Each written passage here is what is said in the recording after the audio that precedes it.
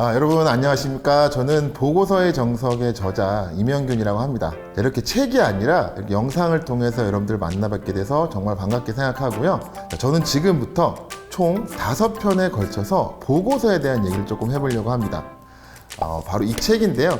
이 책의 내용에서 엑기스만 짜고 또 짜고 쫙 압축해가지고 핵심적인 내용 중심으로 총 5분 동영상을 5강으로 구성을 해서 여러분들께 제공을 하려고 합니다. 긴 시간 아니고요. 5분씩 5강 25분만 투자하셔서 보고서에 대한 내용 확실하게 개념 잡아가시기 바랍니다. 쭈빼기! 먼저 질문 하나로 시작해 보려고 하는데요. 여러분, 세상에서 제일 어려운 게 2가지가 있다고 해요. 혹시 뭔지 아시나요? 첫 번째는 남의 주머니에 있는 돈을 내 주머니로 옮겨오는 일. 두 번째는 내 머릿속 생각을 남의 머릿속으로 집어넣는 일이라고 합니다. 어떠세요? 여러분들 좀 공감하시지 않나요?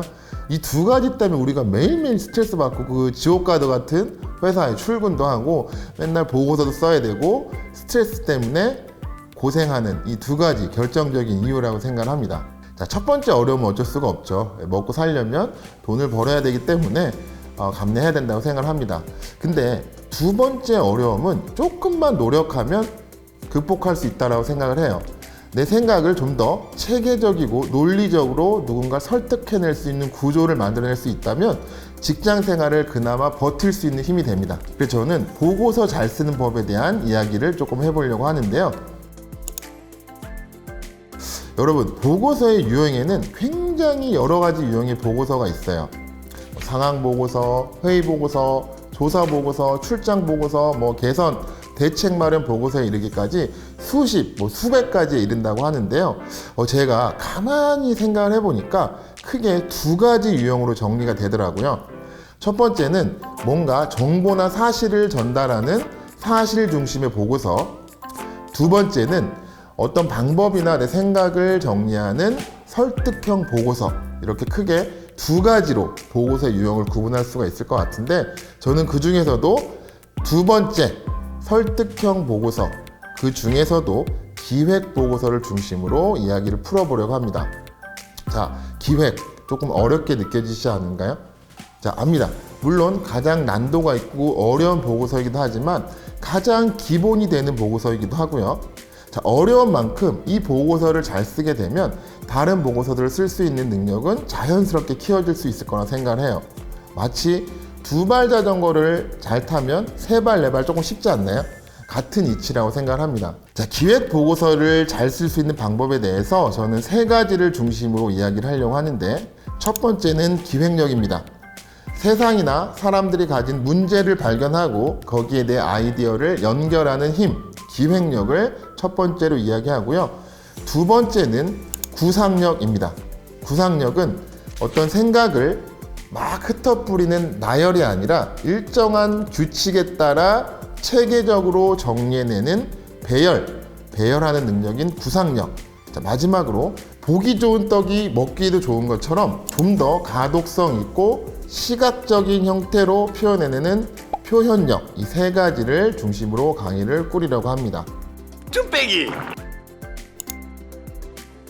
본격적으로 3가지 능력을 소개하기 전에 제가 여러 가지 참고 자료랑 보고서 컨설팅, 코칭 등을 하다 보니까 결국엔 3문장으로 좋은 보고서의 조건을 정리를 할 수가 있었습니다. 자, 첫 번째는 보고서는 사실이나 정보의 나열이 아니라 작성자의 생각과 의도를 표현하는 것이며 사실이 아닌 의견에는 이유와 근거를 통해 뒷받침한다입니다. 자, 여러분, 보고서에요, 내 생각이나 의도 없이 사실, 정보, 참고 문헌, 뉴스 기사 등등만 담아놓으면 그걸 보고 상사가 뭐라 할 것 같으세요? 이렇게 얘기할 겁니다. 그래서 하고 싶은 말이 뭐냐? 이런 말을 듣지 않으려면, 자, 보고서에서 이게 핵심입니다, 이게 결론입니다가 있어야 합니다. 그리고 그 결론이나 의견은 사실이 아니기 때문에 설득 가능한 객관적인 근거를 통해서 뒷받침해야 된다. 자, 이게 좋은 보고서의 첫 번째 조건이었고요.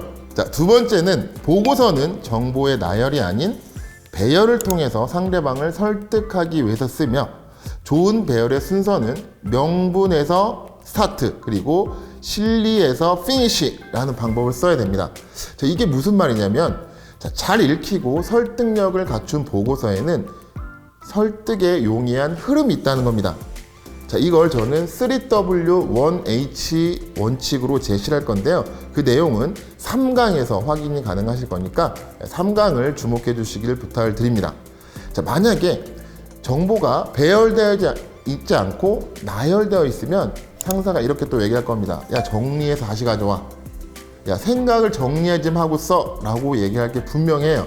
그래서 그 방법을 피하는 원칙에 대해서 3강에서 소개를 하게 될 거고요. 자, 마지막으로 이 말은 많이 들어보셨을 겁니다. 결국 보고서는 내가 아니라 상대방의 입장에서 쓰며, 보고서는 잘 읽히는 게 중요한 게 아니라 딱 보는 순간 상대방의 머릿속에 그림이 그려지는 보고서가 좋습니다. 자, 보고서는요, 읽다라는 표현이 맞을까요? 보다라는 표현이 맞을까요? 자, 사람마다 의견이 분분하겠지만 아마 보다라는 쪽에 많은 사람들이 손을 들었을 것 같은데, 자, 그 표현에 주목해야 됩니다. 보고서는 읽지 않고 봅니다. 그러면 잘 보이게, 한 방에 알아들을 수 있게 잘 그림이 그려지는 보고서가 정말 좋은 보고서가 갖춰야 될 조건이라고 생각합니다. 자, 이 원칙에 대해서는 4강 표현력에 대해서 한번 구체적으로 한번 알아보도록 하겠습니다. 자, 여기까지 해서 제가 강의에서 다룰 내용과 기획력, 구상력, 표현력 세 가지의 의미에 대해서 한번 설명해 봤는데, 이제 구체적으로 하나하나 세부적인 내용을 살펴보도록 하겠습니다. 자, 1강 마치도록 하겠습니다. 감사합니다.